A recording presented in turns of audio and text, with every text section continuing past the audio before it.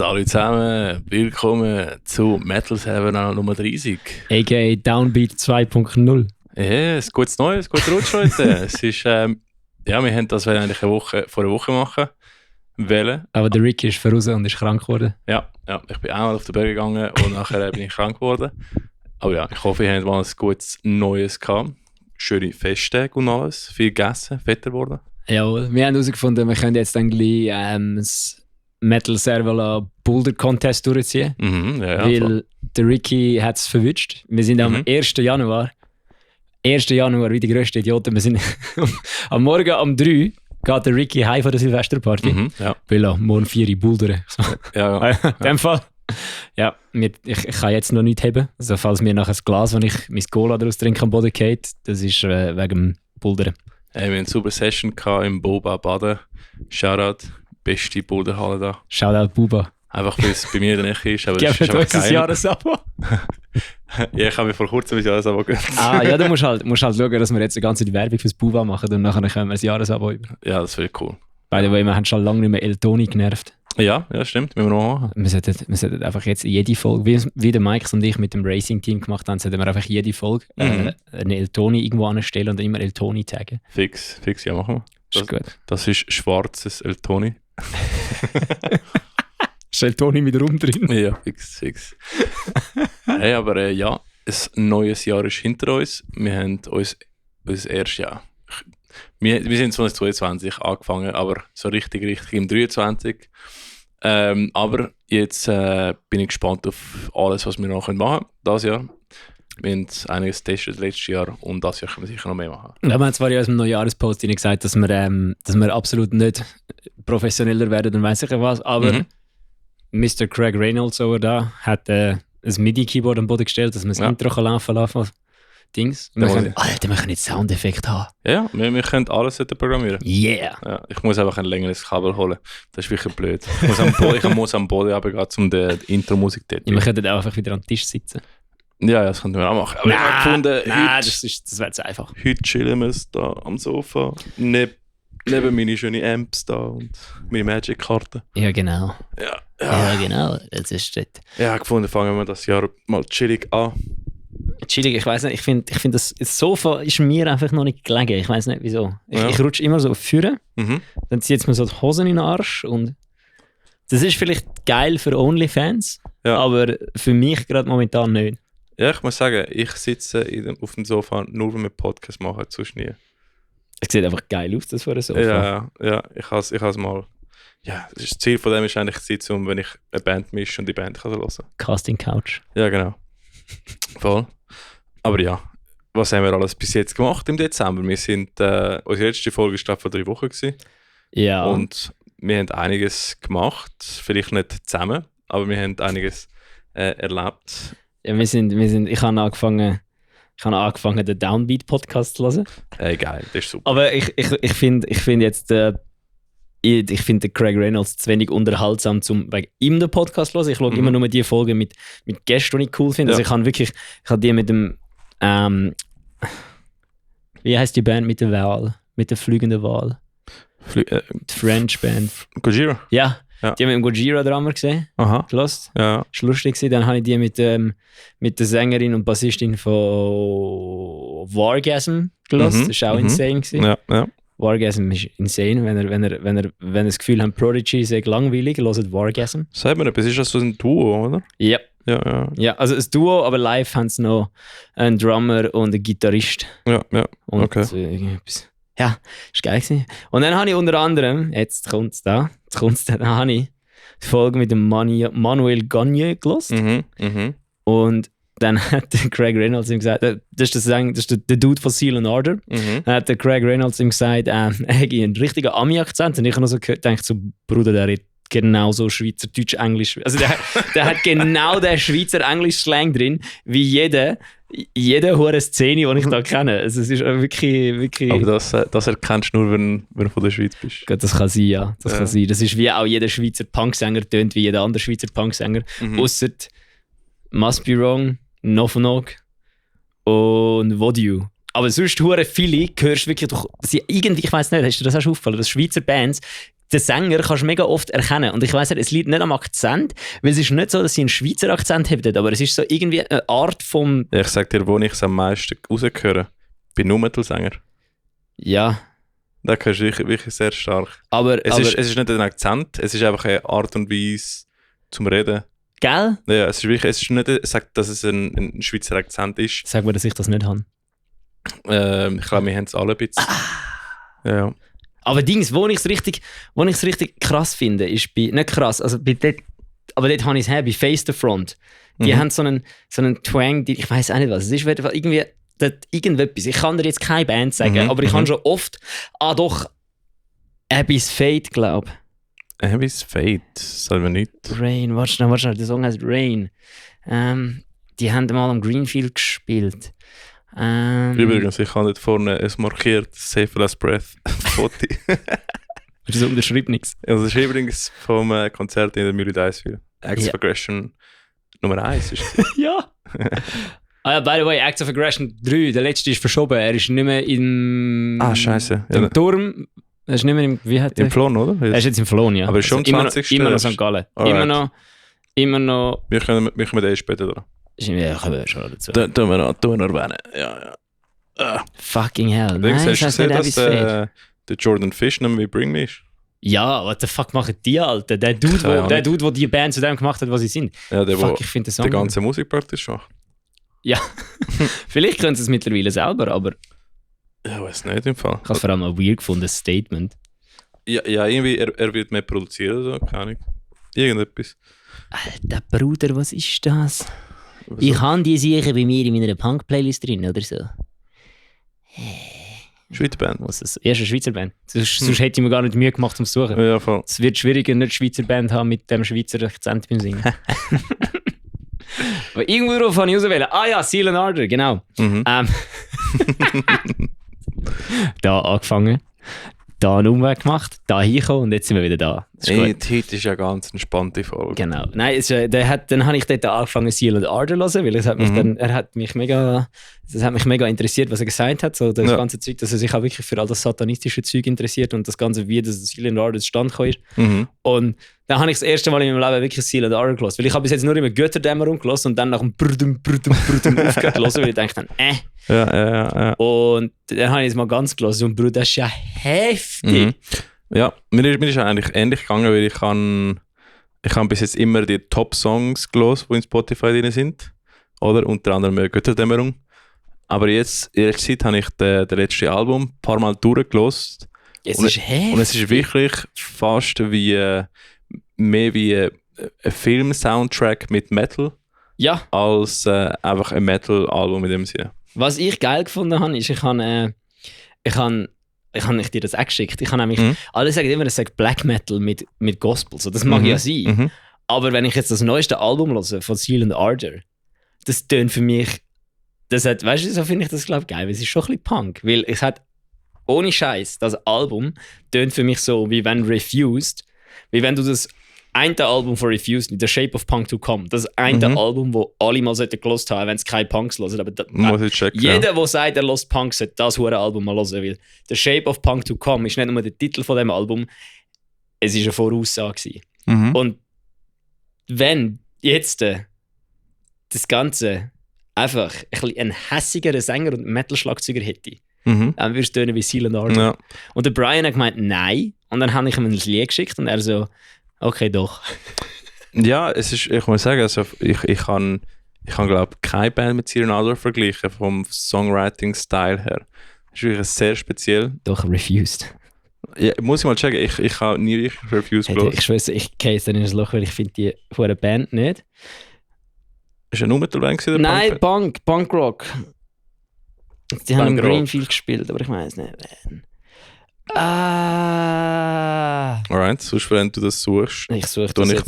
Ich suche es jetzt für den Rest von unserem... Ein bisschen recappen, was wir in der letzten Zeit alles gemacht haben. Gut gemacht. Weil währenddem du im Aargau warst, an einem anderen Konzert, habe ich das Konzert selber gespielt. Ich bin dann als Ruination Fest gegangen mit Whiteout. Und ich muss sagen, Props am Sile von Days of Ruin und eigentlich an. Das Hey, ganze Days of wie Ruin. gross war die Location? Es hat saumässig gross ausgesehen auf den Fotos. Ich glaube, Anzahl Leute, die reinpassen, glaube so 500. Ah ja, es hat hure gross ausgesehen. Also zwischen 300 und 500 wahrscheinlich. Passen rein. Wie viele Leute es denen gegeben hat, kann ich nicht sagen. Ich glaube so um die 200, 250, maybe. Aber ich kann auch nicht zählen. Aber das sind nicht wenig. Nein, also ich glaube im Vorverkauf alleine sind mehr als 100 Tickets weg gewesen. Crazy. Und glaub's, don't quote me on this. Aber nein, es war fucking cool gewesen. Props an Days of Ruin. Die haben ein saugeiles Festival auf die Beine gestellt. Eben Props am Silen von Days of Ruin. Und eben alle, die dann mitorganisiert haben. Also vorne bis hin war einfach brutal geil gewesen. Jede Band ist sick gewesen. Ich meine, es hat mega hart angefangen. Also eben, nicht am Anfang war Dings gewesen, der Flo Le Bon. Der hat ein bisschen Akustik gebracht, weißt du, so wie der Calm Before the Storm in dem Sinne. Aber dann gerade knallhart, ich glaube, die erste war dann Diagnosis gewesen. Und es war einfach brutal gewesen. Alle Bands sind sick gewesen. Alice Fate. Und ich bin so müde gewesen an dem Tag, Mann. Wir sind 3 Uhr morgens bin ich heimgekommen vom Proberaum, nachdem wir alles eingepackt haben und fertig geprobt haben und alles. Und dann gerade am 10 Uhr am Morgen bin ich, glaube ich, abgefahren. Ich meine, ich habe, glaube ich, so 5 Stunden geschlafen oder so. Aber wer schlimmer ausgesehen hat, ist der Mike, der Sänger. Alter, das hat so gut ausgesehen auf dem Foto. Weil er hat, glaube ich, geschafft an so einer Am Energy Stars for Free, oder? Ja, die Energy Party. Und ich bin ihn abgeholt von die Heim und er hat so am Arsch ausgesehen. Ich habe Insta-Stories gesehen von ihm am Morgen um 4 Uhr so. Sag, ich mag nicht mehr. Und dann die nächste Story, die ich gesehen habe, oder ich weiß nicht, ob er mir ein Foto geschickt hat oder ob es eine Story war, wenn er im Auto hockt mit dir. So. Ja. Er war so am Arsch gewesen. My life. Und wir hatten auch die super hammer Idee gehabt, dass wir an dem Tag mal eine Band Mittagessen machen, oder? Ja, das ist geil. Alle am Arsch. Es ist schon geil, aber wir sind alle am Arsch. Weißt du, wieso sind wir so am Arsch gewesen? Weil wir am Tag vorher noch geprobt haben. Also wir haben geprobt. Ich habe gerade herausgefunden, die Band heisst Alice Fate und der Song heisst Rain. Alright. Und ich habe in dem Moment, wo du das gesagt hast, habe ich gerade das herausgefunden. Darum habe ich dort nicht ganz zugelassen. Muss ich ehrlich sein. Alright. Voll Idee. Nein, und dann, wo bin ich gewesen? Ihr habt geprobt? Ja, genau, wir haben geprobt und wir sind so, glaube ich, um die also, weißt du, probiert, zusammengepackt, aufgeräumt, ins Auto gerührt. Haben wir ins Auto gerührt? Oder nicht? Aber alles zusammengepackt. Aber anyways, wir sind so am 1:30 oder so fertig geworden. Fucking hell, was haben wir gemacht? Hey, keine Ahnung, das ist einfach im Probiert normalerweise bis am 1 am Morgen oder so. Und dann bin ich mal der Freundin von einer Firma. Darum sind die so gut. Alter. Nein, wir fangen einfach kurz spät an und wir gehen immer zuerst essen. Weißt du, die proben jeden Freitag. Versus hat seit dem Konzert am 4. November haben wir uns nie mehr gesehen. Weil unsere fucking Schedules das nicht zulassen. Wir haben eigentlich proben für unseren Gig. Wir haben eigentlich eine Song-Setlist zusammenstellen, proben, mal das Zeugs planen für den Release und eben auch hauptsächlich für das Konzert. Am 25. Februar mit Siamese und Whiteout proben, wo wir komplett obliterated werden, weil ihr jeden fucking Freitag proben und wir sehen uns das erste Mal seit dem Gig am 12. Januar. Alter. Nein, es ist, also wir proben nicht jeden Freitag, aber wir versuchen es. Ja, aber ihr sind jeden Freitag im Bandraum, weil wir haben es wirklich probiert. Wir haben 3 Doodles gemacht, wir haben 3 Mal einen Doodle ausgefüllt seitdem. Nie haben wir Zeit gehabt, alle 4. Ja, irgendwie haben wir es mit der Zeit geschafft. Aber ja, wir sind kaputt gewesen, wir sind Mittagessen zuerst. Also wir sind also ich habe nachher Freunde abgeholt von einer Party, nachher sind wir am 3 Uhr heim gewesen und dann geschlafen. Ja, fucking, ich war so am Arsch gewesen. Nachher am Mittag sind wir in Burgdorf gewesen, sind Mittagessen, mega fein. Nachher haben die Jungs unbedingt was haben die gegessen? Ist wichtig. Was haben die gegessen? So Schnitzel oder so etwas. Geil. Und nachher, die Jungs haben eine brillante Idee gehabt, beziehungsweise der Mike, so ja, laufen wir in Burgdorf rum und können Sightseeing machen, sind bis der Burg raufgelaufen, alle am Arsch. Und der Mike so als du, als ob er ein Touristenguide wäre, so Bullshit am erzählen von dem Schluss, was nicht ist. Wir haben nachher ein X gefunden, ein Well, wie sagst du ein Well? Ein Brunnen. Ein Bruno hat einfach so wie eine Snare-Plate versucht zu machen mit der Hand. Einfach so Reverb-Spiele. Das war geil gewesen. Aber fucking Nerds, Alter. ja, wirklich fucking Ja, und dann sind wir runtergegangen und wir sind dort in der Venue gewesen. Ja, keine Ahnung, uns am Parade machen und so. Und einfach mega kaputt. Du hast im Backstage gesehen, wie der Micha einfach versucht zu pennen. Irgendwann habe ich auch versucht, Augen zuzumachen, aber es ist wirklich nicht gegangen. Und Bands sind schon angefangen, eben Kate Effect, Diagnosis, Days of Ruin, Nice to Eat You, fucking... Nice to Eat You finde ich immer noch einer der besten Bandnamen ever. Ey, und die haben abgerissen wie Sau im Fall, das war crazy gewesen. Wirklich, jede Band, die dort war, irgendeine Band habe ich nicht gekannt, wo recht crazy war, Death Metal gemacht hat. Ich muss mal gucken schnell. Ruination Metal Fest. Wer hat alles da gespielt? Weil ich weiß nicht mehr ganz genau.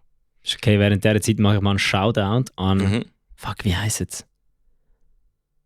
Ich weiss, der Benji und der andere ist der Bruder vom Secret Drummer. Weißt du, welche zwei? Weil die sind am Ruination Fest gewesen. Und Benji Zweifel und der Dings, fuck, wie heisst der? Ich habe seinen Namen vergessen. Ja, ich auch. Sorry, aber du bist ein Held, weil die zwei sind am Ruination Fest gewesen in Burgdorf. Und dann, weil sie gewusst haben, dass Save Your Last Breath nachher noch am Stroke of Fate spielt, sind sie einfach auf Boswil gefahren und haben noch Save Your Last Breath geschaut. Was für Ficker, Alter. Da muss ich auch Shoutout geben an die Jungs von Wrath of Alga. Weil der Mike und der Rest der Jungs von der Band sind nach Ruination Fest gekommen, von Basel bis Bern, und der Mike war als Wikinger angekleidet, weil er unbedingt an eine Wikinger-Party im Valhalla Bar in Basel. Und ich glaube, sein Kollege hat es vergessen. Und er war der einzige Wikinger dort gewesen. Und nachher sind sie dort gewesen, am Konzert, und nachher sind sie zurückgefahren bis Basel 2 Stunden rauf für die Wikinger-Party. Aber du hast Wrath of Alga nicht gespielt, oder? Nein. Ah, okay. Nein, sie sind gegangen, schauen. Schwierig geil gewesen. Und also, eben, Diagnosis haben Death Metal gemacht und die sind fucking sick. Ich glaube, es war einer der ersten Konzerte von denen, wenn ich mich nicht irre. Also wirklich Props, richtig geil. Eben Kate Effect. Diagnosis, was machen die? Ich habe immer das Gefühl, aber ist das eine ältere Band? Nein, ich glaube, es ist eher eine neuere Band.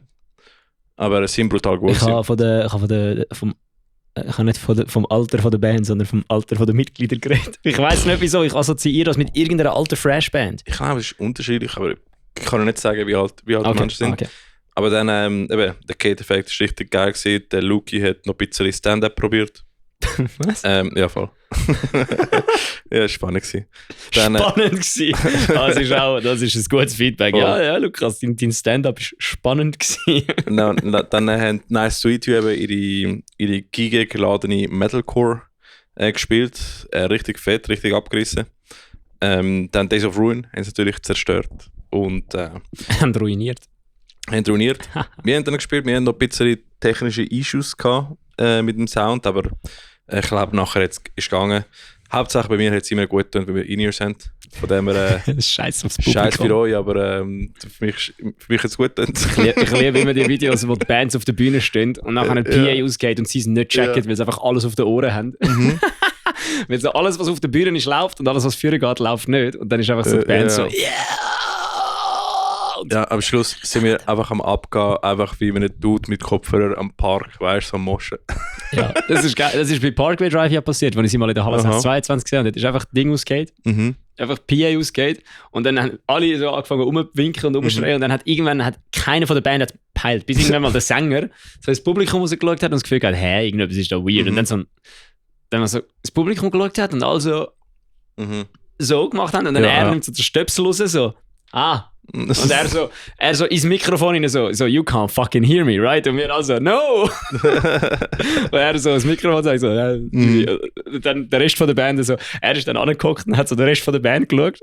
So alle am Abgehen, dann haben sie ihn so angeschaut, so, Winston, the fuck are you sitting? Und er einfach so, und dann haben haben sie einzeln so Gitarristen aufgehört zu spielen, der Schlagzeuger hat es gar nicht gepeilt, der hat einfach sein Klick drin gehabt und Gas gegeben. Ah, lol. Nein, aber das ist, es war wirklich funny gewesen. Hat Spass gemacht. Wir haben schon lange nicht mehr Stundenset gespielt. Das war wirklich interessant gewesen. Und dann eben Among Vultures sind sexy. Bei Jor sind wir schon gegangen, weil wir einfach mega kaputt sind. Wir müssen noch alles in den Proberaum bringen. Aber die sind sicher auch noch Kurs. Ich glaube, ich habe leider keinen Song von denen gelost. Weil wir haben uns verpisst. Aber muss ich wieder die grosse Weite als Wissen kommen auf ihren Slot oder machen Sightseeing-Tour. Weißt du, wie happy ich war, als ich im Bett gelandet bin? Das glaube ich dir schon. Ich war so kaputt gewesen. Aber es war spannend und ich finde, hey, mega geil, dass einfach Days of Ruin auf die Beine stellen. Also wirklich sick. Und ich glaube, ich will einfach ein paar andere Bands noch in eigenen Festivals auf die Beine stellen. Ich finde es fucking geil. Ich habe mir einen Job geleistet und mehr sehen wir können dabei sein. Das ist fucking sick.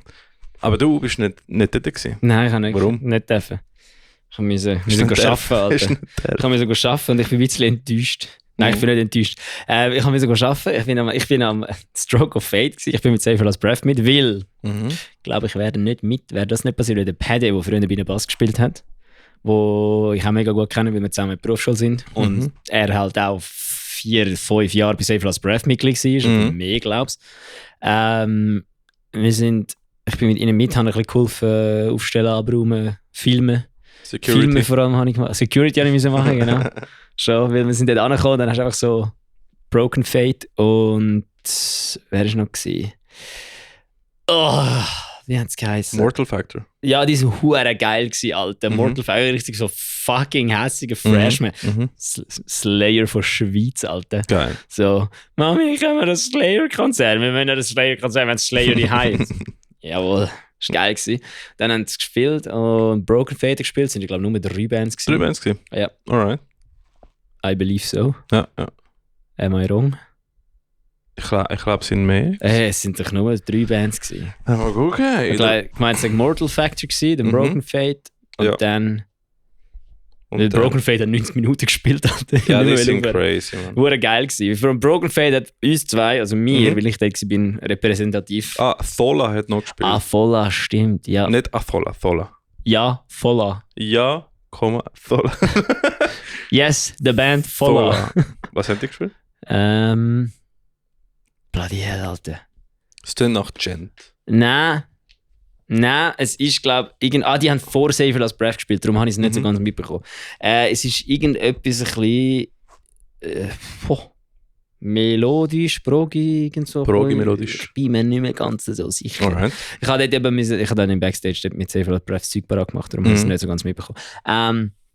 Ja, es war geil gewesen. Also, es ging's. Und das Beste, Paddy, seine Freundin, ist gekommen, das Konzert. Das erste Mal, dass sie jemals an so einer Metal-Show ist. Metal, irgendetwas, gar nicht. Und ihr wisst ja alle, wie der Backstage... Haben wir ein Video aufgeladen? Haben wir ein Video aufgeladen vom ICU oder nur Audio? Vom ICU haben wir... Also es gibt ein Foto, wo wir... Ja, das war der Backstage. Auf jeden Fall da hat der Backstage noch kein Pornoheftchen gehabt.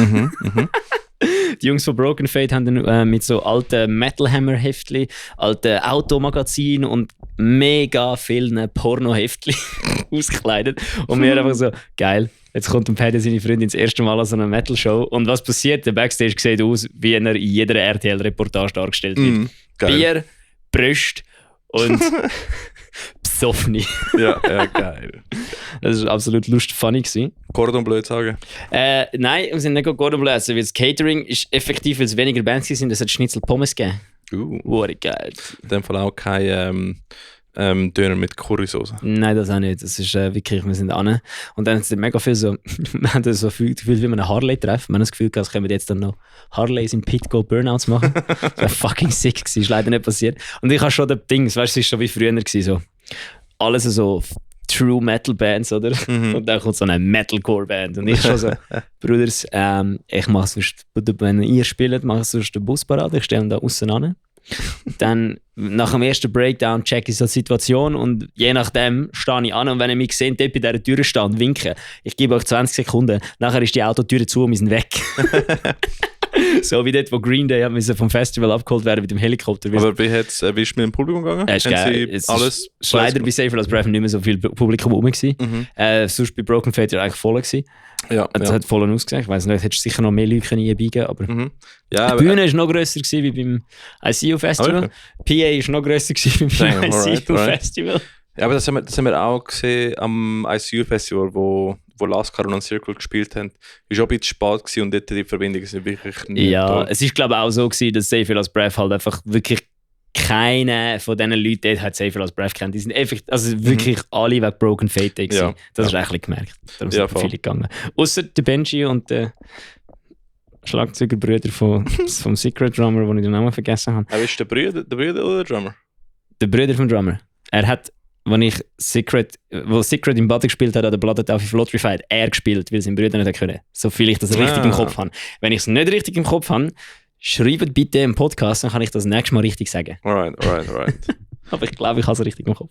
Ja, das war auch noch sick gewesen. Vor allem, wir sind nachher wieder mal klassisch Save Your Last Breath planen beim Heimfahren. Wir sind im Save Your Last Breath Büsschen gehockt. Ja. Und dann haben wir auf dem Heimweg herausgefunden, dass es gar nicht aufgeht, das, was wir uns vorgenommen haben. Und dann sind Rico und ich wir sind zu Bremgarten rausgerührt worden. Und zum Glück ist Michelle noch rum gewesen. Die hat an einer Party gearbeitet und ist dann mich und Rico im Bremgarten geholt. Weil er wollte ja auch da in der Nähe. Einfach rausgekickt worden vom Bandbus. Ja, wir sind nicht rausgekickt worden, ich habe es schon so organisiert, dass wir dort abgeholt werden. Ja, okay. Aber ja, es war auch wieder morgen um 3 so eine stabile Aktion gewesen. Schön. Ja, immer morgen um 3 stabile Aktionen. Also wir sind etwa gleich die Heim auch gekommen. Ja, etwa. Zum Schlafen. Etwa so, ja. Nein, ich meine, ich war so kaputt gewesen nachher. Ich habe hey, früher, Alter, mit Save Your Last Breath, ich bin mit ihnen mal auf Thun mit. Bruder, wir sind auf Thun, dann sind wir dort Konzert spielen. Dann sind wir mit Defender und weiss nicht mehr wem am Saufen gsi, noch wie blöd. Und dann sind wir zurückgefahren, dann sind wir am fucking 3:30 noch in Cindy's Diner in das vor Wangen an der Aare. Weiss nicht, wie die Ausfahrt heisst. Ja. Tätige, so ein Scheissrecht. Cindy's Diner, der hat noch einen Burger reingedrückt und dann am Morgen um 6 Uhr beim fucking Döme die Heim gsi. Irgendwo im Arsch und dann irgendwo pennen. So, also was mir also niemals würden wir das jetzt machen. So, und jetzt Small District hat es richtig gemacht, wo sie auf Winter gekommen sind. Ja, wirklich. Ein Hotelzimmer genommen. Das ist das einzige Gescheide. Ja, jetzt trinkst du Alkohol und trotzdem bist du mit einem Kater aufgestanden. Hör mal auf, Mann. Aber ja, das ist mal die eine Woche im Dezember gewesen. Ja. Weil sonst... und ich muss noch etwas ergänzen zum Ruination Fest.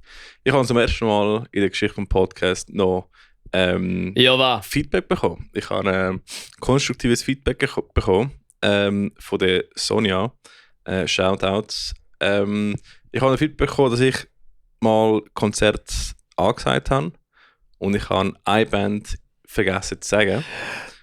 Und nicht nur einmal ist passiert, sondern ich habe scheinbar zweimal das gleiche Konzert angesagt, in 2 unterschiedlichen Folgen. Und die beiden habe ich die gleiche Band vergessen zu sagen. Nein! Ja. Und es handelt sich um die Band Avalanche. Zum Glück bin ich es nicht gewesen, sondern du. Hey, es tut mir mega leid. Ich glaube, ich habe es beim Aufschreiben der Konzert einfach vergessen, Avalanche zu schreiben. Aber es wird nicht passieren. Ich werde schauen, Sonja, dass ich das richtig mache. Merci für dein Feedback. Falls ihr auch so Feedback für mich mal habt oder für den Bella und uns mal live seht, gebt nur Bescheid und dann schauen wir, dass wir... dann schauen wir, ob es die Fresse gibt oder nicht. Dann schauen wir uns... Je nachdem, was es für Feedback ist, müssen wir halt mit den Konsequenzen davon rechnen. Ja. Aber so können wir uns verbessern und deswegen schaue ich für das nächste Konzert von Avalanche, dass es nicht mehr vorkommt. Wir haben schon sehr viel Feedback bekommen. Es ist halt einfach meistens so... Boah, hör mal auf so viel Schnurren. Ja. Boah. Ja, das habe ich auch gehört. Konstruktiv Spiel Feedback. Weniger mit dem Mikrofon. Ja. Gut, aber das kommst du von mir zu hören. Nein, das höre ich auch von anderen Menschen. Was? Ja. Verrückt. Darum haben wir jetzt Handheld-Mikrofon. Wenn wir mit denen nicht spielen, tun sie so. Genau. Ja. Unsere Schwester hört einfach nichts. Von dem her, wenn jetzt willst du, dass wir nicht mehr mit dem Mikrofon spielen, bist du selber schon.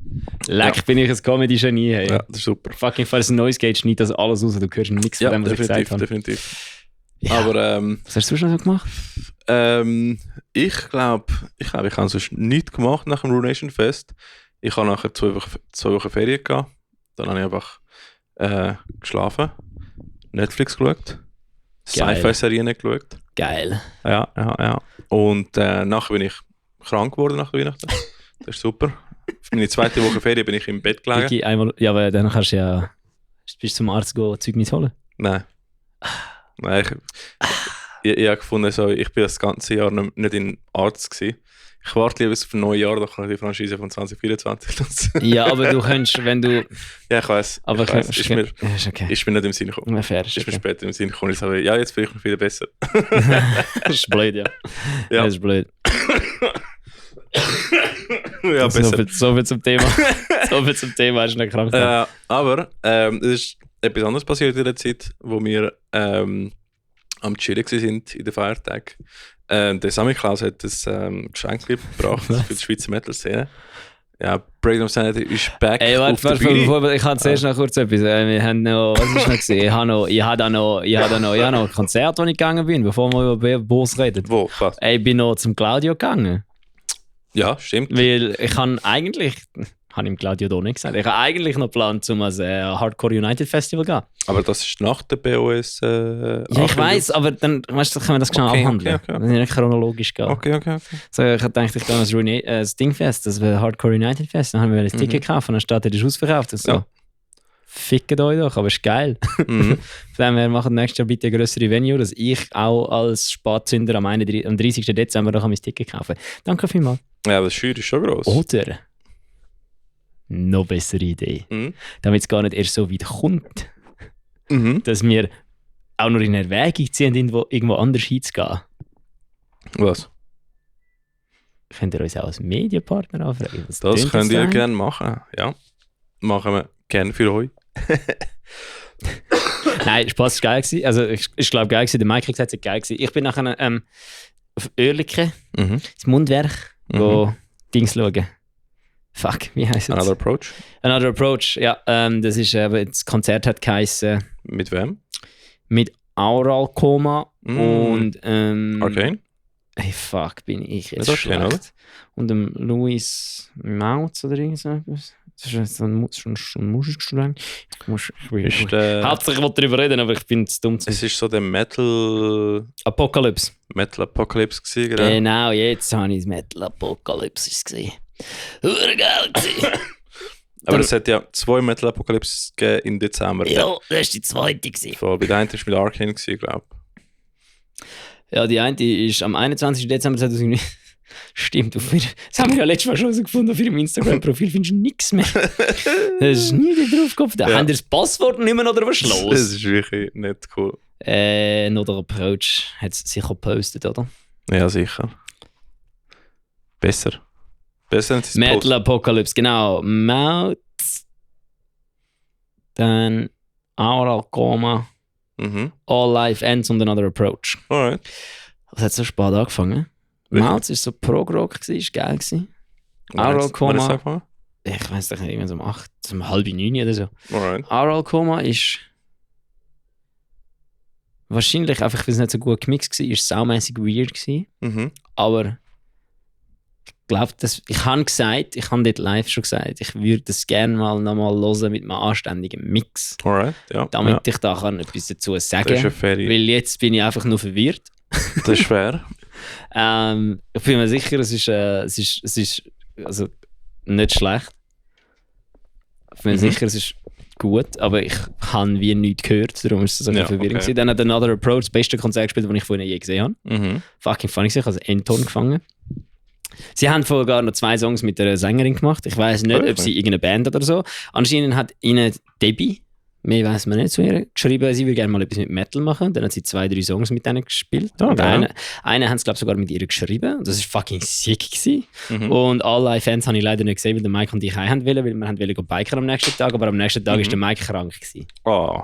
Ich schwöre euch, was machen die die ganze Zeit? Geh mal raus. Geh vertelle, Alter. Nein, er war nicht krank gewesen. Ist nicht krank gewesen? Nein, er war nicht krank gewesen, er hat einen Kater gehabt. Das war es. Anyway, so das wäre es gewesen. Ja, dann habe ich mir noch einen Amp. Ich habe einen Amp gekauft. Ich habe mir eine Box kaufen, weil ich jetzt ja keine Nachbarn mehr habe, die stressen. Dann habe ich gedacht, ich kaufe mir jetzt mal ein Cab.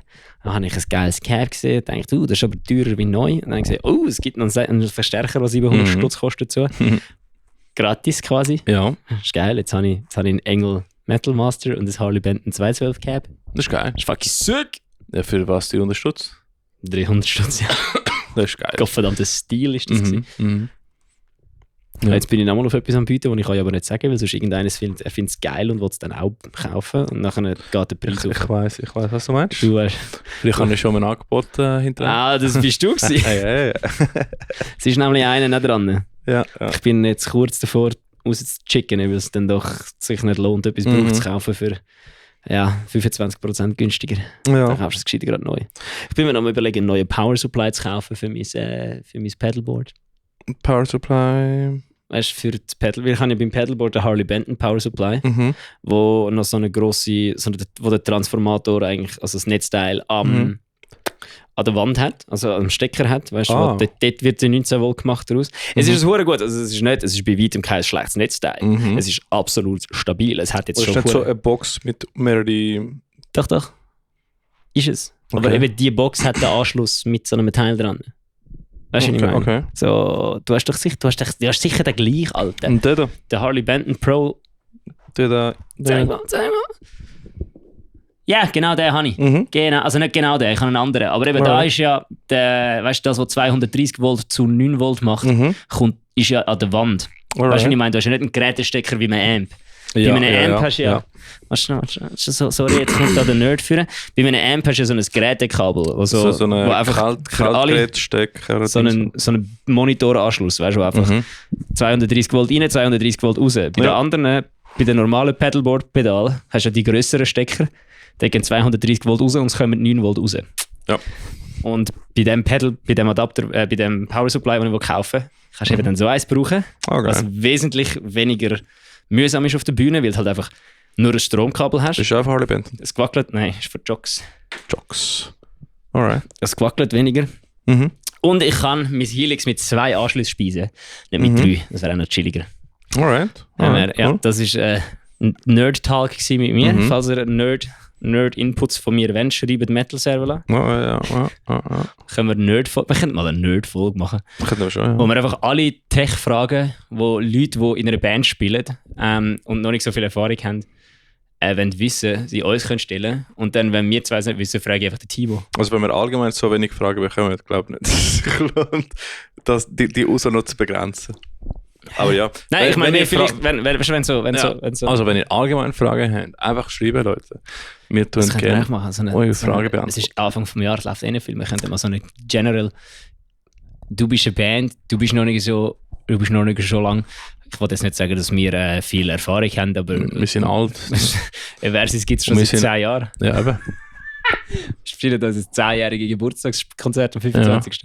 Ja. Und am Anfang hatte ich auch noch keinen Plan, was ein Amp ist, Alter, glaubst du mir? Hallo, wir haben Ebri vor 10 Jahren schon gespielt. Bruder, ich habe gemeint, der Amp geht nicht, bis mir einer gesagt hat, ich muss noch den Standby rausnehmen, weil ich noch nie einen Röhrenamp gesehen habe. Ja. Aber von wo sollte ich das wissen? Ich habe noch nie einen Röhrenamp gehabt. Ich bin froh, dass ich nie eine Cap geschlossen habe. Das ist auch so ein Anfängerfehler, wo einfach die falsche Ohm auswählst oder so. Ja gut, nein, da habe ich eine elektronische Grundausbildung gehabt. Wenn irgendwo oben steht, ist ja. Gut. Nein, die Ausbildung habe ich nicht gehabt. Aber zum Glück habe ich nichts geschlossen. Von dem her. Ja, aber ja, dann in dieser Zeit ist ja Dings passiert. Breakdown Sanity spielt wieder. Ja. Und nicht nur irgendwo, sondern am Gränichen. Das war fucking funny gewesen. Also wenn du dein Ticket für den Gränichen noch nicht geholt hast, im Fall. Open Air Gränichen hat gesagt, sie machen die erste Bandwelle am Freitag um 9 Uhr. Breakdown of Sanity macht so um 9 Uhr. Sagen, am Donnerstag oder Freitag kommt etwas raus und ich schreibe so um hast du etwas mit dem Breakdown of Sanity Ding zu tun? Und er so, ja, die hure Double. Ja, nein, die hure Double, aber nein. Das ist völlig der falsche Wortlaut, das hat er nicht gesagt. Alright. Können wir Editing-Fee haben? Nein, die hure Double haben. Das hat er ja nicht gesagt! Nein. Wollte der Umi unter den Tisch rühren? Nein, sicher nicht. Der Umi hat auch geschrieben, ja, also im Nachhinein ist dann logisch gewesen, wieso er das geschrieben hat. Er hat mir einfach so quasi weiss machen, dass es nicht mit ihm, mit dem Gränichen zu tun hat. Er hat dann einfach so gesagt, ja nein, die Siechen haben einfach geschrieben, haben einfach genau zur gleichen Zeit müssen etwas machen, wie ich jetzt gemacht habe. Und dann hat er mir so 2 Tage später geschrieben, so, aha, upsi, bin doch ich gewesen. Nein, aber ist schon sick, Mann. Nach wie viele Jahren? 6, 7 Jahre? Jetzt, nachher sind es 7, weil wo wir bei ihnen waren, sind es 6 gewesen. Ja. 7 Jahre spielen sie wieder auf der Stage und das ist eine exklusive Schweizer Show. exklusive Schweizer Festival-Show ich gesehen. Ich weiß nicht, sie hat mal so, also für mich hat es erstens mal so getönt, als ob es die einzige Show so war. Jetzt ist mir das Mikrofon aus der Hand. Mich können verlieren. Als ich es gelesen habe, habe ich gemeint, dass die haben sich so verstanden, dass es die einzige Show ist das Jahr. Aber, ja, habe ich gedacht. Ja. Aber ist dann halt nicht, weil sie spielen auch noch jedem Imperican Festival. Außer in in Zürich. Was Sinn macht. Weil das Imperican Festival ist ja vom Mainland gebucht. Ja. Und es würde ja keinen Sinn machen, wenn Breakdown of Sanity Nein, und auch nicht in Österreich im Fall. Auch nicht. Es ist nur in deutschen Shows im Breakdown. Die 3 Shows spielen Breakdown of Sanity. Das ist geil. Also, ich freue mich. Jetzt, nachdem ich endlich mal mein 17-jährige Ich überwunden habe und effektiv mal reingelassen, ich habe im Fall letztens herausgefunden, dass ich noch viele Bands eigentlich geil finde, wo ich mit so 18 gesagt habe, ich finde sie nicht geil. Zum Beispiel? Einfach weil ich kann es dir nicht sagen.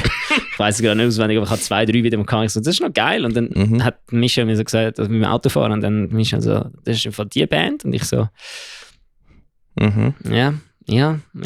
ja, fuck me, Alter. Aber Bands, die jetzt machen oder vom alten Sound? Generell alles durch. Weißt du, so, ich meine, wenn du eine Band scheiße findest, hast du ja scheiße gefunden aus einem Grund. Und darum findest du auch das neue Zeug scheiße, obwohl du gar nicht reingelassen hast, weißt du, was ich meine? So wie Hate forever. So wie alle, die vor 10 Jahren Architects gelassen haben, jetzt einfach Architects hassen, weil sie nicht mehr sad und depri sind. Ja, aus Prinzip, sie hören gar nicht wirklich rein. Obwohl ihr das neue Zeug viel aggressiver ist wie das alte Zeug. Ja. Aber auch das neue Album von ihnen finde ich persönlich aggressiver als ihre grossen alten Alben, wo alle sagen, sie sind so heavy. So, ja, die sind vielleicht atmosphärisch und heavy, aber das neue Zeug ist fucking schnell und hässig und aggressiv. Ja. Und das ist wirklich sehr genau so. Darum. Ja, Alright. Aber welche Band hast du sagen? Ich weiß es nicht. Ich kann es nicht. Ich weiß es nicht. Mehr. Es ist nur so, ja, die habe ich eigentlich auch mal gesagt, ich finde sie scheiße, aber sie sind gar nicht scheiße. Du sagst es wegen Breakdown of Sanity. Ja, eben, ich habe ja das habe ich mir anfangs das Jahr habe ich mich ja schon müssen. Anfangs letztes Jahr, meinst du? Anfangs letztes Jahr habe ich schon müssen, danke Ricky. Ja. Habe ich ja schon müssen mir eingestehen, dass ich als 29-jähriger Mann, da bin ich noch 28 gewesen, ich als 28-jähriger Mann mich von meinem 18-jährigen Ich beeinflussen lassen. Was, wenn du überlegst, fucking blöd ist, weil wenn wir mal unter uns, wenn du jetzt rumschaust und du denkst, die 20-Jährigen heute sind dumm, du bist genau gleich dumm gewesen. Ja. Du bist genau gleich dumm gewesen. Du hast einfach nicht das Gefühl gehabt, weil du dumm gewesen bist. Weil jetzt überlege mal, wie ist es mit deiner ersten Freundin gewesen? Wie ist das zustande gekommen? Wie ist das auseinandergegangen? Nein, ich weiss noch, was ich gefunden habe. Das ist fucking stupid gewesen, wenn wir ehrlich sind. Oder 90% der Fälle wird es fucking blöd gewesen sein, wie das auseinander ist. Und du wirst dir einfach so denken, das hätte man besser handeln können. Nein, ich weiss noch, was ich gefunden habe. Alle Metal-Bands aus den Thrash-Metal-Bands sind scheiße. Ja. Nur Thrash ist wahres, oder? Ja, genau. So ist mir ein bisschen mit Metalcore gegangen am Anfang. Was fucking weird ist, weil dann habe ich angefangen Metalcore wie Sau hören, aber nie das Gefühl gehabt, ich muss mal Breakdown of Sanity hören. Ja. Und das Lustige ist, der ganze Hate vor Neues, bevor es mit Metalcore passiert ist mit Melodeath auch passiert. So In Flames 2003, 2004 und so. Ich habe einfach letzte Theorie herausgefunden für das ganze Hate. Ja. Also ich habe den Podcast von Craig mit Architects gehört und dann haben sie immer, dass mega viele einfach wahrscheinlich, halt, wenn sie in eine Scheiße gegangen ist, haben sie alte Architect-Sachen gehört. Und dann hat das ihnen ein gutes Gefühl gegeben. Und jetzt, wenn das neue Zeug hören, ist das ein bisschen anders. Und darum ist das nicht mehr das, was früher war. Und dann ist es so, wie wenn du ihnen das Medikament wegnimmst. Aber ich habe eine andere Theorie. Alright. Meine Theorie ist ein bisschen mehr savage. Okay. Meine Theorie ist ein bisschen mehr asozial. Ja, bitte. Meine Theorie ist, alle, die mit so knapp 20 Metalcore gehört haben und jetzt die Band sich verändert und damit nicht klarkommen, die stecken einfach immer noch in der genau gleichen Situation, mehr oder weniger, wie hier mit 20. Und der Fakt, dass die Band sich verändert, zeigt ihnen, dass sie eigentlich stehen geblieben sind und das macht sie hässig. Ja, ich finde das ein valider Punkt. Das ist fucking savage von mir eigentlich. Aber ich habe das Gefühl, es ist ein bisschen so, weil wenn du dich selber nicht veränderst, dann fühlst du dich doch beschissen, wenn sich das Zeug, das du geil findest, verändert und du einfach immer noch so da stehst und dich nicht verändert hast und das ist doch frustrierend. Ja, voll. Eben deswegen, wenn du jetzt 30 wirst und noch kein Stoner los ist, dann musst du vielleicht Grow up tun. Du weißt schon, wenn du 30 bist und noch nicht Suicidal Depressive Black Metal hörst. Ja, wenn noch kein Mastodon los ist, Bruder, dann was ist los mit dir? Okay, ich höre noch nicht viel Mastodon, aber bitte. Zählt Clutch als Stoner Metal? Stoner Rock? Maybe, ja. Ich kenne es aber nicht. Okay. Ich höre Mastodon, du hörst Clutch bis zum nächsten Mal. Alright. Und dann müssen wir herausfinden, was Mastodon und Clutch aus der Schweiz sind. Alright. Ja, nein, der Dings. Michel Papi spielt in einer fucking geilen Stoner Rock Band. Und Dings, Craver macht auch so geile Stoner Sounds. Fuck, wie heisst das jetzt schon wieder? Motorizer. Geht Motorizer hören. Wenn ihr 30 sind, geht Motorizer hören. Dann nach Motorhead Coverband. Nein, ist geil. Alright. Ist wirklich, also nicht, dass Motorhead nicht geil ist, aber ist geil. Alright, cool. Ist wirklich coole Musik, so richtige so Motor Jesus? Mustang. Kennst du Motor Jesus? Ja. Sag jetzt. So Mustang drücken, Ellbogen aus dem Fenster heben Musik. Geil. Ja. Genau, ja, Breakdown of Sanity ist zurück und ich freue mich mega darauf, endlich mal können, ohne meinen 18-Jährigen in mir drin Breakdown of Sanity zu hören. Ja, Mann. Live. Ja, es wird fucking sick. Und, aber Dings, wo ich das gesehen habe, wo sie Granichen spielen, ich sage wie, boah, ich konnte nicht wissen, wie der Inbox von Breakdown of Sanity jetzt aussieht, wo alle Bookers einfach hinschreiben. Komm zu Brasil! Hey, komm zu Brasil, Bruder! Da, der Konzert, das. Ja, wir können ja, vielleicht laufen wir ja einem über den Weg und können sie fragen am Granichen. Ja, voll. Oder am Imperican Festival. Ja, Imperican. Wie letztes Mal. Ja, aber gehen wir Imperican Deutschland oder gehen wir Imperican da? Wir gehen Imperican Zürich, Bruder. Ja, dann spielen sie halt nicht. Ja, aber ich wollte sie ja auch nicht als so... Also, no offense, lieber sehe ich sie als Headliner am Granichen, wie mit einem 30-Minuten-Slot am Imperican Festival. Das stimmt. Macht Sinn. Wer spielt alles noch am Imperican sonst? Kein Platz, Alter. Ja. Und ich meine, Schweizer Opener ist noch nicht angekündigt. Gibt es überhaupt einen? Es gibt jedes Jahr einen Schweizer Opener. Nein. Es ist doch, Moment of Defender. Madness ist Defender. Wenn ist Moment of Madness? Nein, sorry. Moment ist, glaube ich. Nein, jetzt musst du bremsen. Nein, sie sind gar nicht gesehen. Sorry. Sie sind gar nicht gesehen. Greenfield haben sie auch gespielt, aber sie haben Imperial nicht gespielt. Aber, also wir haben gespielt. Defender voran. Das Jahr vorher ist das Jahr von der Pandemie 2019 ist Defender. Die Pandemie vorher ist Defender gewesen. Und ich glaube Final Story ist eine zurück gewesen, oder? Bruder, ich weiß es nicht. Aber es gibt, glaube ich, immer eine lokale... Das Imperican Festival 2018 ist bei mir recht schemahaft vorhanden. Mit recht schemahaft meine ich verschwommen und ich weiß es nicht mehr. Ich weiß noch, es könnte Final Story sein. Aber es würde mich freuen, wenn ich wieder mal... Zum Glück haben wir das Internet, wir können es nachprüfen. Ja, guck mal. Aber es würde mich freuen, vielleicht so... Keine Ahnung. Bewerbt euch. Ich glaube, ja, aber du kannst dich bewerben. Ist ja gar nicht draussen. Ich weiß nicht, wir haben uns auch letztes Jahr nein, es war ja ein Band-Contest gewesen. Sie haben sie ja ausgeschrieben. Ja. Mainland hat ausgeschrieben, dass sie eine Band suchen. In dem Fall kommt das noch. Ich weiß es nicht. Ist das für das Granichen schon passiert? Das Granichen hat nämlich auch immer ausgeschrieben, dass sie Schweizer Bands wollen. Und bei Granichen kannst du, glaube ich, bewerben einfach. Nein, letztes Jahr, 2023, haben sie ein Online-Formular gehabt. Und auf dem Online-Formular... Es ist so ein Formular? Für das Jahr auch? Hä? Nein, doch. Ich habe das nicht... Das ist... Nein. Ich weiss, es ist mega untergegangen, aber es ist da. Nein, es ist nicht rum. Ich finde es nicht. Ich habe auf der Page nachgeschaut. Es ist entweder nicht mehr rum... Also wir haben jetzt eine Bewerbung geschickt. So sagt mir das niemand. Ja, klar. Hä? Ja. Das habe ich nicht gesehen, Alter. Wir haben es einfach gegoogelt. Es ist nicht mehr rum. Das kann ich jetzt schon sagen. Es ist nicht rum. Es ist nicht mal vielleicht rum. Aber ja, dann kommt sicher noch das mit dem Metal Contest, weil das sagt man... Haben wir schon gesagt, wer am Granichen spielt von den Schweizer Bands? Es gibt schon 2, oder? Vodio? Ja. Und fucking sick, Alter. Vodio. Ja. Die verrückten Punk-Boys. Und wer spielt noch? Ja, Breakdown of Sanity. Aha, ja klar, das sind auch Schweizer. Nein, gibt es noch einen anderen? Ich weiß es gar nicht. Ich glaube schon, aber... also, ja, jetzt ist gut. Ja, in dem Fall, wenn das mit dem Online-Formular effektiv schon passiert ist, good for me, because I fucking haven't seen it. Schicken. Und, was schicken? Junge, es ist nicht mehr rum. Ich kann nichts schicken, was nicht rum ist. Ich finde es 100% ich habe auf der Homepage geschaut. Es gibt nichts mehr zu dem Thema. Ich finde es 100% okay, nachher. Gang das mal. Also, finden wir raus. Ja, voll. Aber, ja, bin gespannt auf was jetzt Breakdown of Sanity machen. Und ich war sicher einfach halb besoffen und haben euch für das Greenfield beworben. Ja, Greenfield Contest muss auch mal kommen.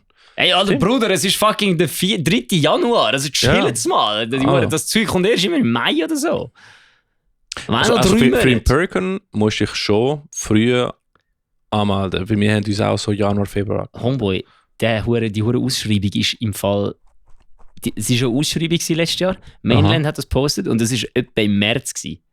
Aber ist Empiricon nicht im März? Das ist im April, habe ich gemeint. Stimmt, April, ja. Also, in Zürich... Es war nicht in Zürich, es war in Solothurn. Und dort hat es keine Schweizer Band gehabt, sondern Blood Youth war die erste Band gewesen. Ich glaube, dass mit der Schweizer Band hat erst nachher angefangen. Aha, alright. 2017. In dem Fall, 2018 ist nicht schemenhaft vorhanden, bin ich nicht gewesen, weil ich keinen Bock hatte, auf Solothurn rauszufahren. Ich habe gemeint, irgendwann hat Final Story auch gespielt. Oder vielleicht war es am Greenfield gewesen. Ja, sie haben am Greenfield gespielt. 100% hat gespielt. 2019 haben sie am Greenfield gespielt. Ja, vielleicht habe ich es verpasst. Ja, Line-Up, Anti-Flag, Being as an Ocean, Breakdown of Sanity, Miss May I Die or Just Murder. Nope, ist nichts mit Schweizer Acts gewesen. Ja, aber dann gehen wir sonst mal weiter zu der News. Ich tue schnell Musik laufen lassen. Und Metal Servola, Breaking News.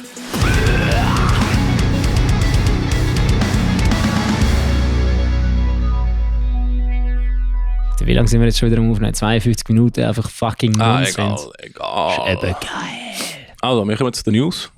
Und zwar unser erster Bericht bezieht sich auf Vodio. Yes! Haben wir doch vorher schon von Vodio gehabt. Das ist ein Callback. Das nennt sich ein Spannungsbogen. Voll. Weil sie suchen die Leute für ein Videoclip drehen. Also einfach mal direkt anschreiben. Was genau sie suchen, weiss ich nicht. Schreibt einfach. Leute. Wenn ihr Bock habt, es wieder mitmachen. Stimmt, sie haben uns auch gefragt mit Matchbox Whispers, aber ich glaube, keine Zeit. Alright. Ich weiss es nicht. Ja, schreibt mal die Jungs, wenn ihr wollt, im Videoclip dabei sein. Es ist der Sonntag. Der Sonntag schon? Je pense, ja. Warte, ich kann das schnell nachschauen. Ja, dann, gib mir eine Sekunde. Schnell, schreibt schnell. Wo du willst. Am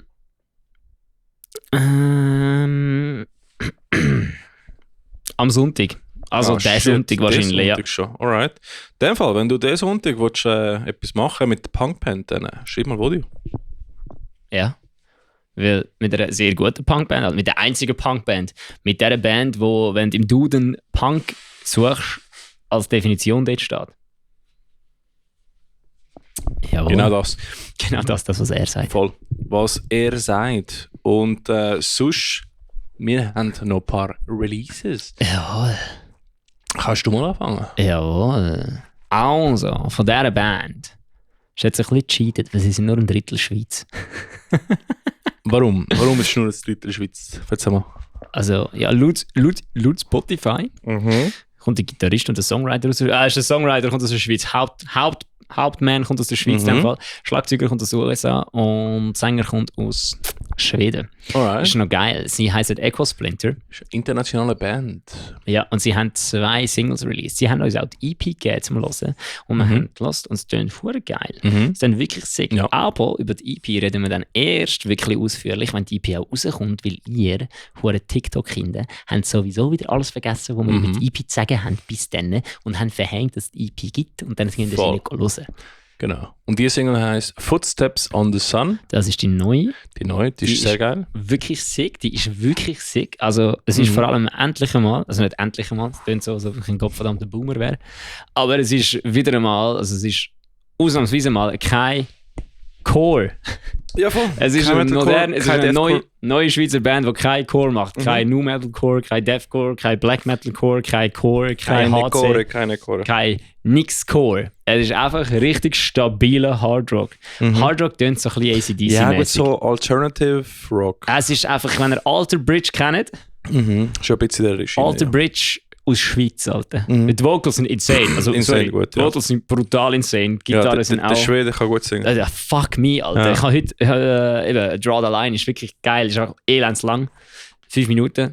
Wirklich cool. Mir gefällt mir die neue Single als Mir gefällt die neue Single ein bisschen besser. Ja, also ich finde sie auch geil. Und es ist wirklich... Also die Gitarre, es ist es ist schwer zu beschreiben, weil wir sind sonst eigentlich nur immer am Metalcore-Bands beschreiben und dann kannst du einfach sagen, ja, fickt, Club. Production ist auch sick, also es tönt wirklich super. Es tönt brutal professionell produziert, es tönt brutal professionell gesungen, es ist wirklich geil, es ist wirklich gut, es hat gute Gitarrenlieds, die Songs sind gut geschrieben, es ist Qualitätsarbeit. Hochwertige Musik, Bruder. Das ist wirklich geil. Wenn du mal jetzt etwas hören willst, was nicht einfach nur brr ist, sondern Melodien und ein bisschen Drive hat, dann gang jetzt die neue Single von Echo Splinter hören. Ja, voll. Das ist wirklich geil.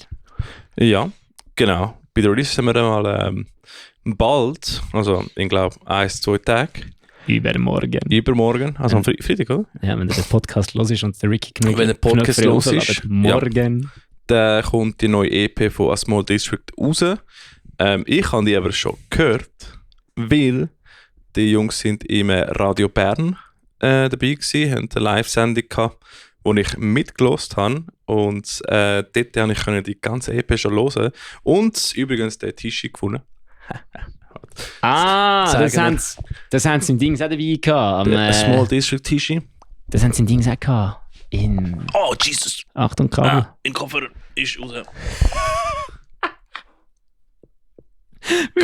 Wir sollten nicht aufstehen während dem Podcast. Nein, aber ja, ich habe da ein Small District T-Shirt gewonnen. Merci Jungs, ist cool zum Hören und ich habe die Sendung auch sehr cool gefunden.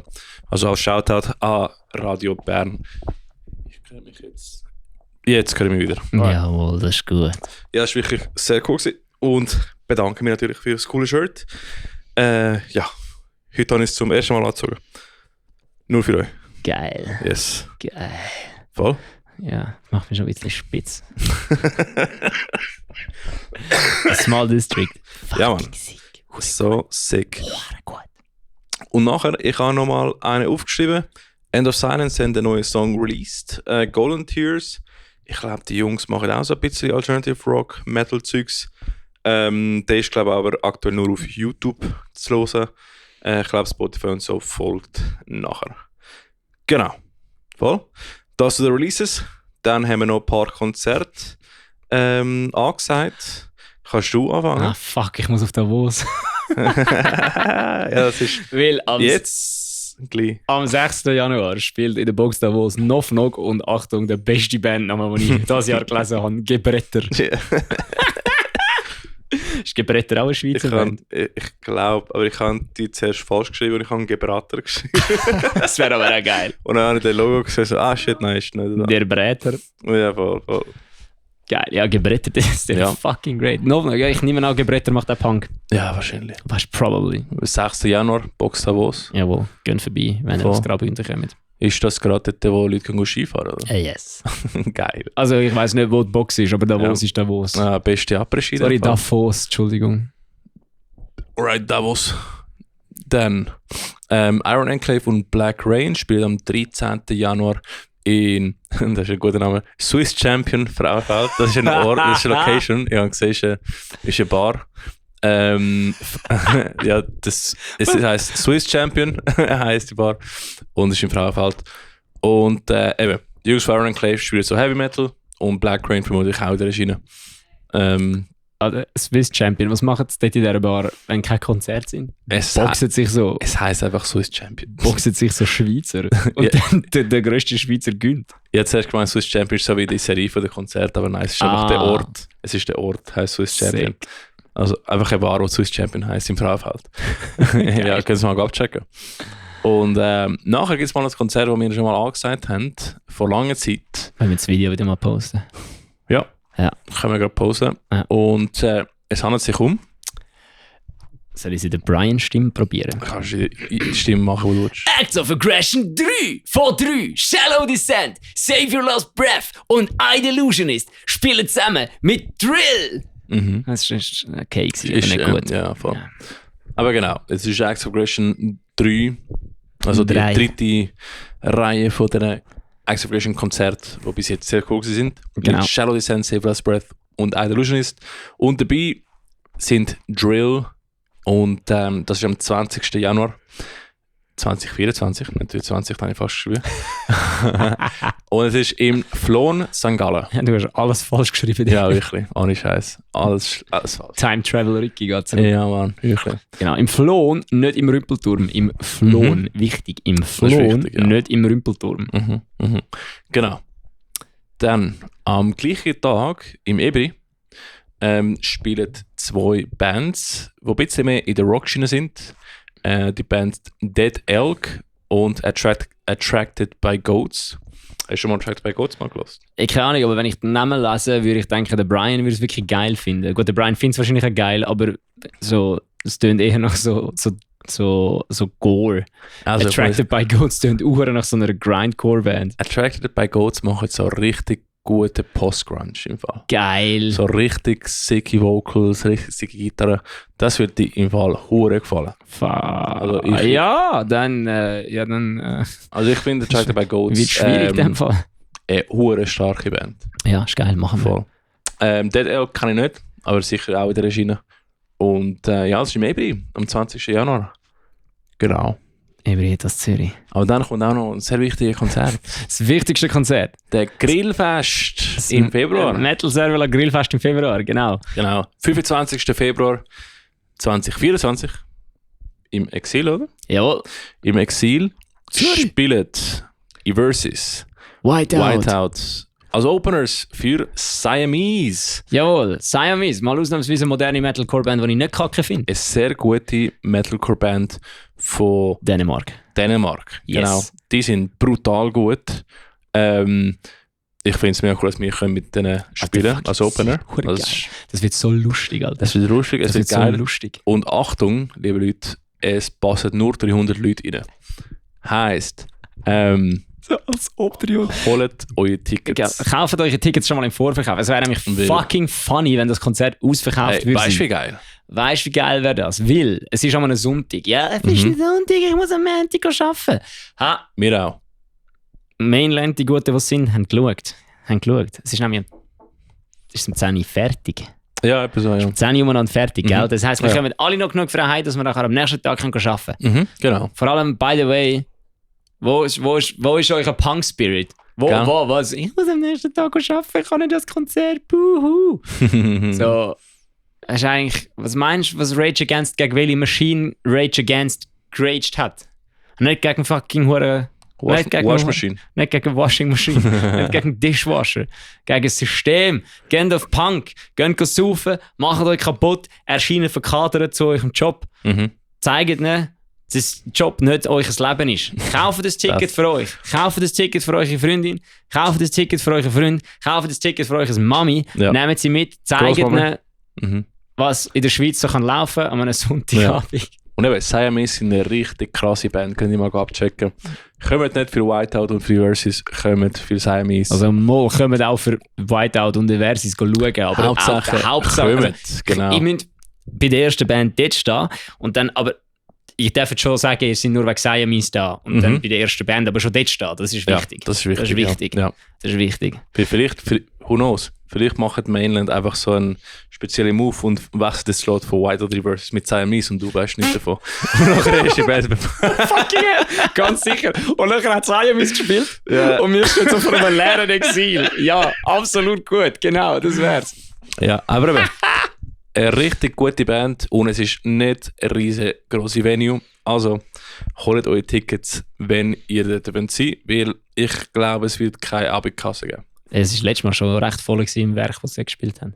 Ja. Das ist wirklich sick. Und vor allem, ich habe letztes Mal wieder so eine ehrenlose Diskussion gehabt.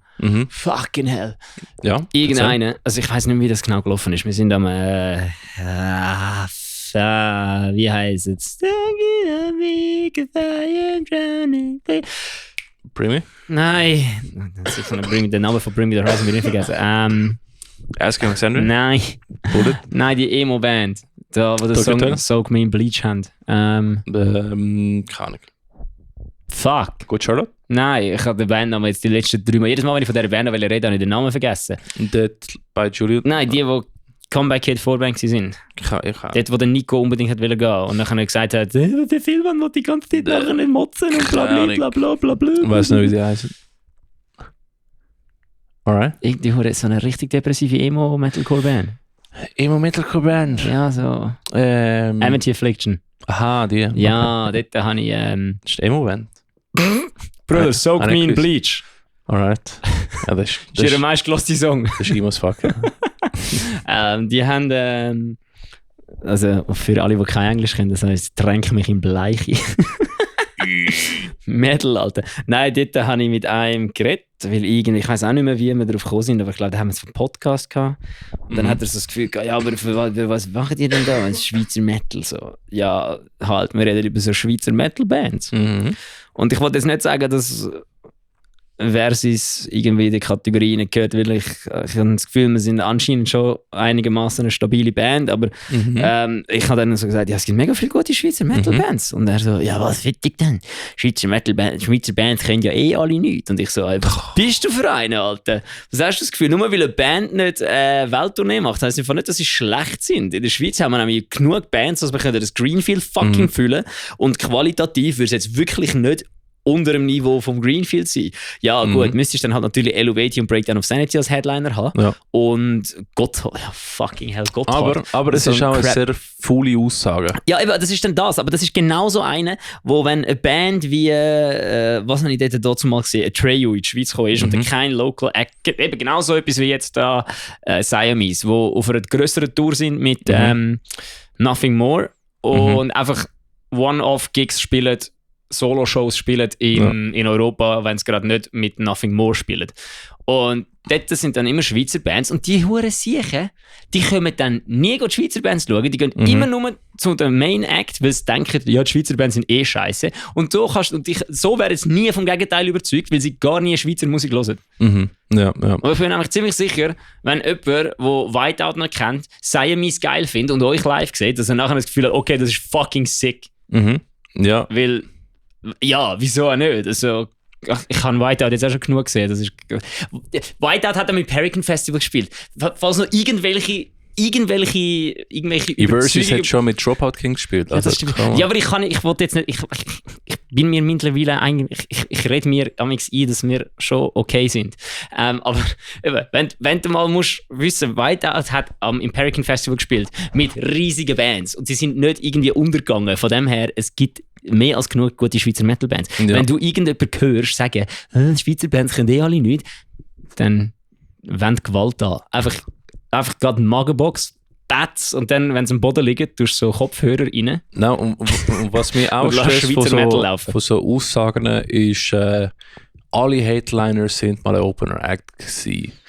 Und wenn du das verpasst, weil du zu full bist, dann stell dir vor, Bring Me The Horizon hat so sich 9 im Sädel gespielt als Local, also nicht als Local, Brudi, aber als kleine Band. Stell dir vor, du wärst dabei gewesen. Auch noch? Wer? Architects. Und Architects und Bring Me The Horizon haben im Sädel 2009 gespielt als kleine Bands. Was so Scheiss. Und als kleine Bands und eben, wärst du nicht so, hättest du nicht in Einstellung und wärst einfach gegangen, hättest du jetzt eine coole Story für deine Kinder, aber wenn du ein fauler Sieg bist, dann fuck you. Das ist wie mein Kollege. Geh einfach Headliners schauen. Das ist wie mein Kollege, der am Parkway Drive Konzert gestanden ist und das Gefühl hat, das ist noch geil. Letztes Mal, als er sie gesehen hat, vor 15 Jahren, ist so gewesen, jetzt sind sie noch nicht so gross gewesen. Und ich so, hey, wo hast du die vor 15 Jahren gesehen?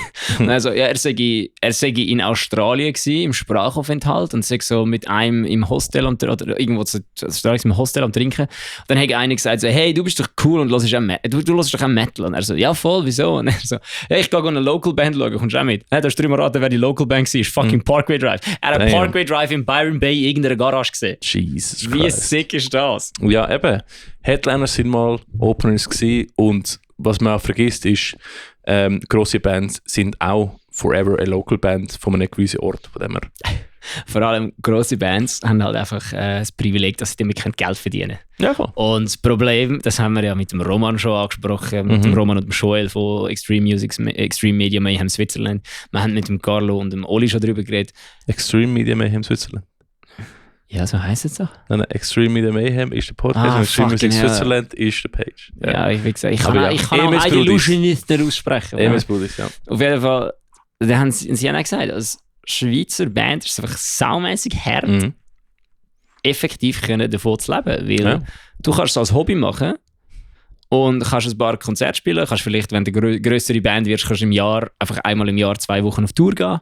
Mhm. Und das ist geil. Und dann kannst dann hast du dein Hobby und dann hast aber deinen Job nebenbei, der dir irgendwie noch genug Geld reinbringt, dass du nicht musst um dein Überleben kämpfen. Ja, Leben in der Schweiz ist teuer. Aber eben darum gibt es so wenig Schweizer grosse Bands, weil es einfach viel zu fucking teuer ist. Es ist teuer. Teuer. Voll. Aber könnt mal eure Locals supporten, weil genau, folgt allen Bands, wo ihr alle Headliner sind mal Openers gewesen. Vor allem das heisst, alle Openers und Locals jetzt, du kannst wetten, dass ein paar von denen nachher internationale Headliners werden.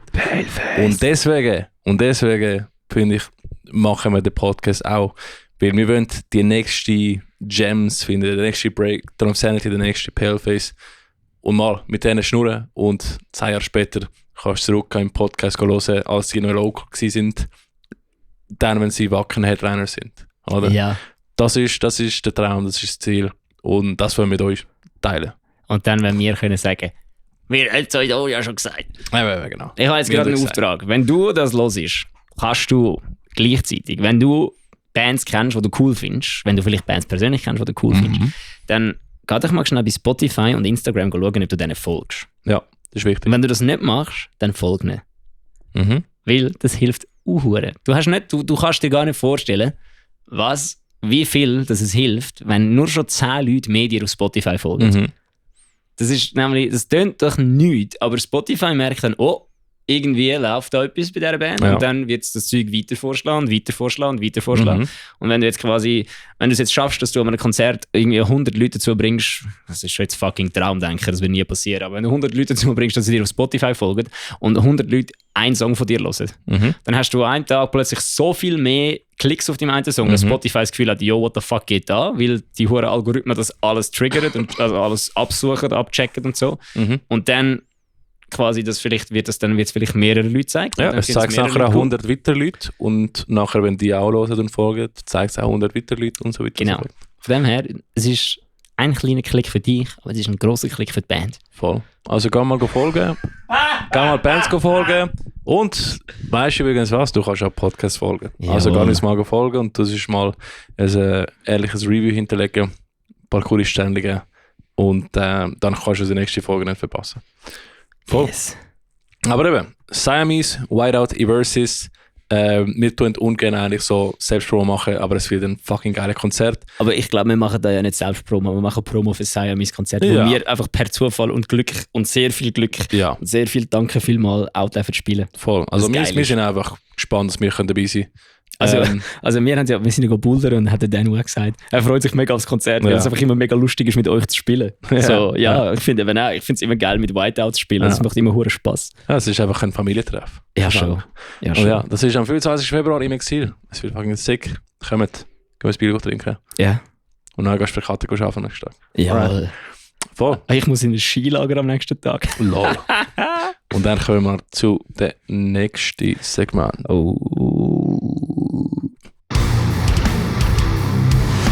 Metal-Pornos. Woo! Yes, wieder mal. Willkommen zu Musiker Tinder, wo Bands ihre neuen Mitglieder finden und wo Musiker ihre neue Bands finden. Und zwar, wir haben einen neuen heißen Kandidat. Niemand findet einen Freund oder eine Freundin, weil du spielst in einer Band und du bleibst eine ewige Jungfrau. Ja, genau, das auch. Das gehört dazu. Ja, wir wissen, von was wir reden. Voll. It's Gear or Girls. Gear, es ist Gear. Gear, Alter. Genau. Es geht darum, die Band Blind Call, eine Alternative Rockband vom Aarau, suchen den zweiten Gitarrist. Ich habe ihn nicht gehört, es ist dann wirklich geil. Also heisst, wenn du die Musik gerne hast, eben so Alt-Rock, Alter Bridge, wir vorher erwähnt, unser Zeugs, kann man abchecken und dich bewerben. Voll.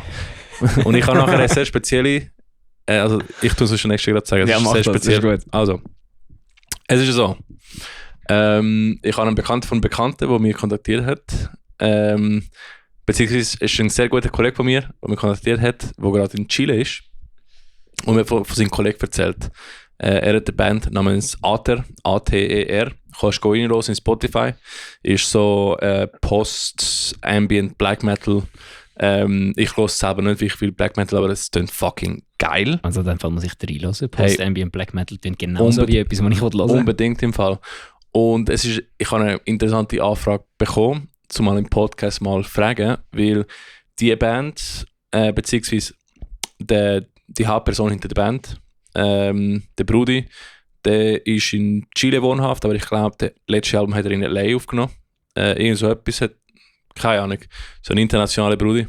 Und er sucht einen Drummer auf einer internationalen Ebene für seine Band Ater. Und Dave, ist jetzt blöd, dass du nicht Black Metal machen willst. Ja, voll. Und sie sucht einen internationalen Drummer, der auch hätte Bock auch zu touren. Weil die haben, soweit ich gehört habe, bald Tourmöglichkeit in Lateinamerika und für das Jahr, für April. Also, hey, das heisst, wenn du unbedingt mal kommst zu Brasil durchziehen willst, Lateinamerika-Tour machen, ein bisschen Ferien und so, dann hast du mal die Chance jetzt.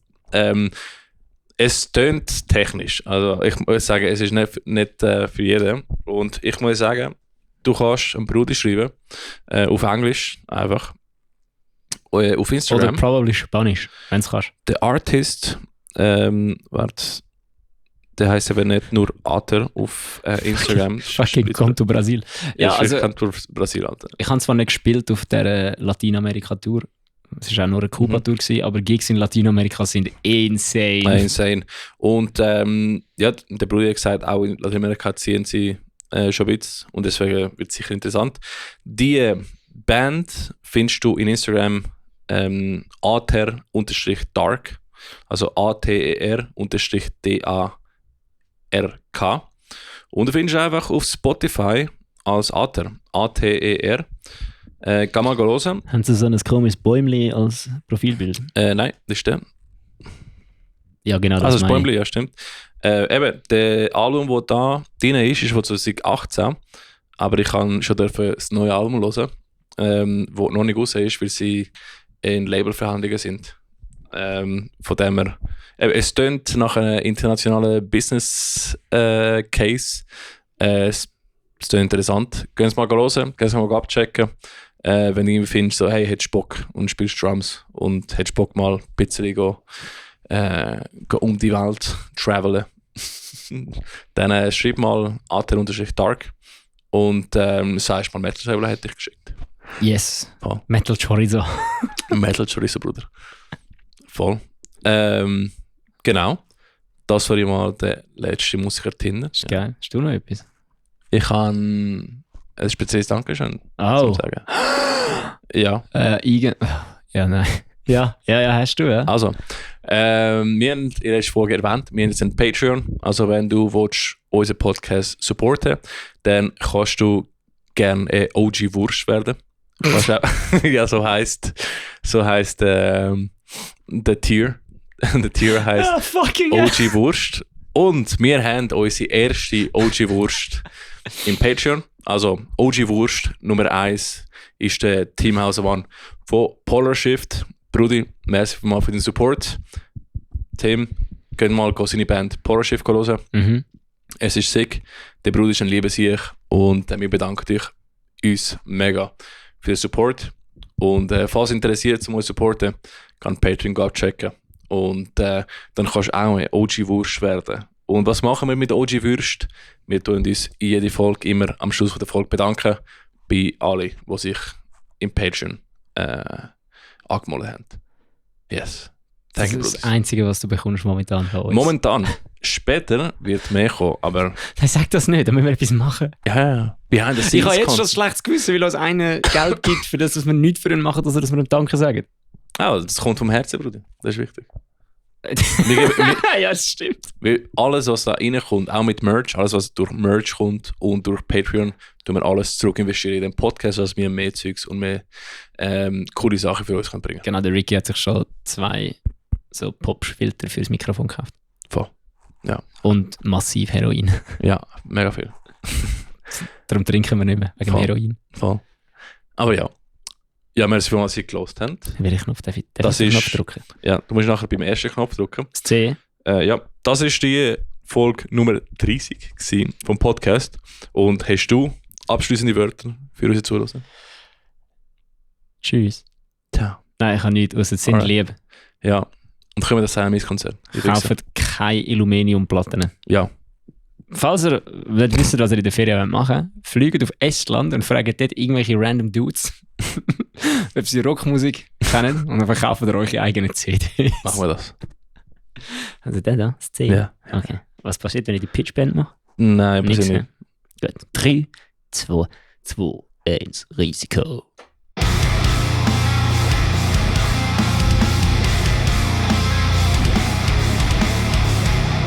Tschüss.